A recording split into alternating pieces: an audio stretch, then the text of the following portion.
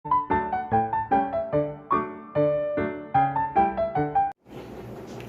friends, வணக்கம். Welcome to my channel. இன்னைக்கு நம்ம சேனல்ல என்ன பார்க்க போறோம்னு பாத்தீங்கன்னா ஒரு வெஜ் நூடுல்ஸ் தாங்க பார்க்க போறோம். வாங்க இப்போ எப்படி பண்றதுன்னு பார்க்கலாம். இப்போ ஒரு வெஜ் நூடுல்ஸ் தான் செய்ய போறாங்க. அதுக்கு வந்து தண்ணி நல்லா கொதிச்சிடுச்சு. கொதிக்கிற தண்ணியில கொஞ்சமா உப்பு சேர்த்துக்குவோம். அதில் கொஞ்சம் ஆயில் விட்டுக்கலாம்.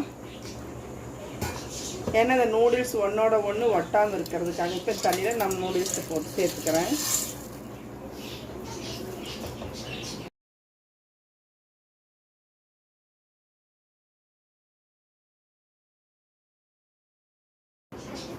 இது குழஞ்சி போகாதபடி கொஞ்ச நேரம் ஒரு 3 நிமிஷம் அளவுக்கு இதை வேக வச்சு நம்ம வடித்து எடுத்துக்கலாம்.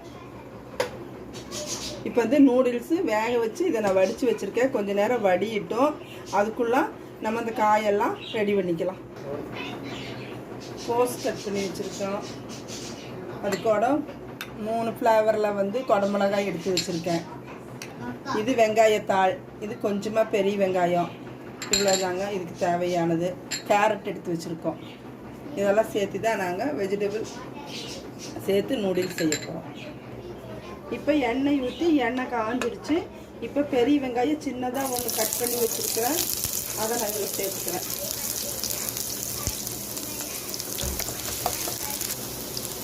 எண்ணெய் காஞ்சி பெரிய வெங்காயம் சின்னதாக ஒன்று கட் பண்ணி போட்டிருக்கேன். இப்போ பெரிய வெங்காயம் நல்லா வெந்துடுச்சு.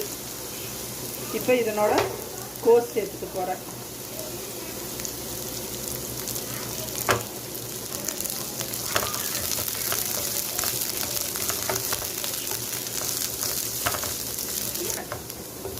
இப்போ வந்து அடுத்தது கேரட் போட்டுக்குவோம்.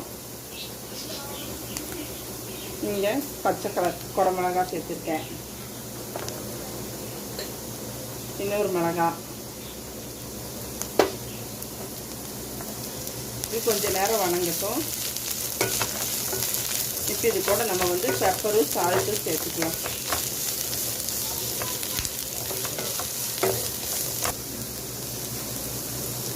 இப்போ வந்து பெப்பர் சேர்த்துக்குவோம்.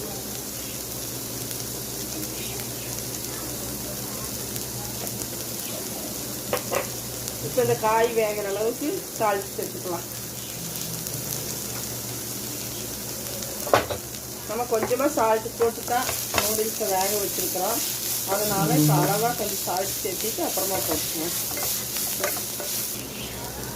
இப்போ நல்லா காயிற அளவுக்கு வெந்துருச்சு. இப்போ வந்து நூடுல்ஸை இதனோட நம்ம சேர்த்துக்குவோம்.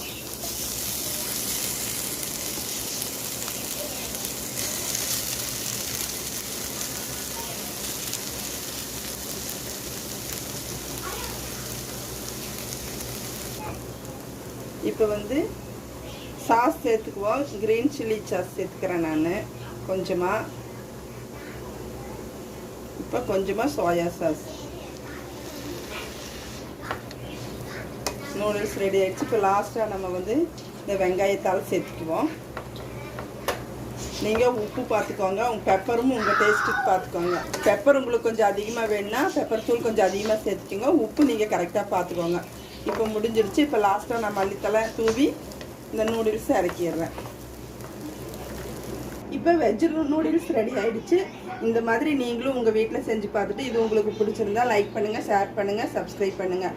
அப்படியே கீழே இருக்கிற பெல் பட்டனையும் ப்ரெஸ் பண்ணுங்கள். நன்றி, வணக்கம்.